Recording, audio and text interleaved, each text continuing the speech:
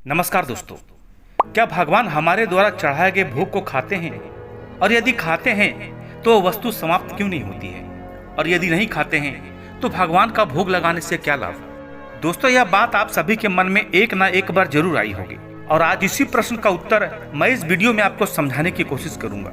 इसलिए दोस्तों, आगे बढ़ने से पहले हमारी इस वीडियो को हाइप जरूर करें और साथ ही साथ हमारे चैनल को भी सब्सक्राइब जरूर कर दें। एक बार एक गुरु जी अपने शिष्यों को शिक्षा दे रहे थे और श्लोकों का अध्ययन करवा रहे थे। तभी उसमें से एक शिष्य अपने गुरु से प्रश्न करता है, गुरु जी, क्या भगवान हमारे द्वारा चढ़ाए गए भोग को खाते हैं? और यदि खाते हैं तो वस्तु समाप्त क्यों नहीं होती है?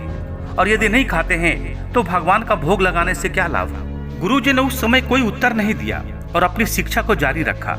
उसी दिन उनके गुरु ने अंत में एक श्लोक पढ़ाया। पाठ पूरा होने के बाद गुरु जी ने अपने शिष्यों से कहा कि वे पुस्तक देखकर इस श्लोक को याद कर ले। 1 घंटे बाद गुरुजी ने वही प्रश्न करने वाले शिष्य के पास पहुंचे और पूछा कि वह श्लोक तुम्हें याद हुआ या नहीं। तभी उस शिष्य ने कहा, हाँ गुरुजी, मुझे यह श्लोक पूरी तरह से याद है। और उसने बिना रुके वह श्लोक सुना दिया।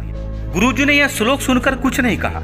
शिष्य को लगा कि गुरुजी समझ रहे हैं कि मैंने यह श्लोक गलत बोला है। तभी शिष्य ने अपने गुरु से कहा, गुरुजी, आप चाहे तो पुस्तक देख ले, मैंने तो कोई गलती नहीं की है। गुरुजी ने पुस्तक देखकर कहा, श्लोक तो पुस्तक में ही है, तो तुम्हारे दिमाग में कैसे चला गया?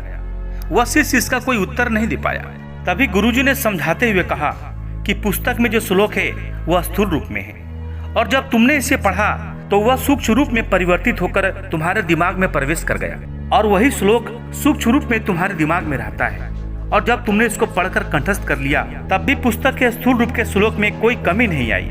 ठीक इसी प्रकार से पूरे विश्व में व्याप्त परमात्मा हमारे द्वारा चढ़ाए गए निवेद को सूक्ष्म रूप में ग्रहण करते हैं, और इससे स्थूल रूप के वस्तु में कोई कमी नहीं होती है, और उसी को हम प्रसाद के रूप में ग्रहण करते हैं। दोस्तों, इसमें आपकी क्या राय है? कमेंट करके जरूर लिखें।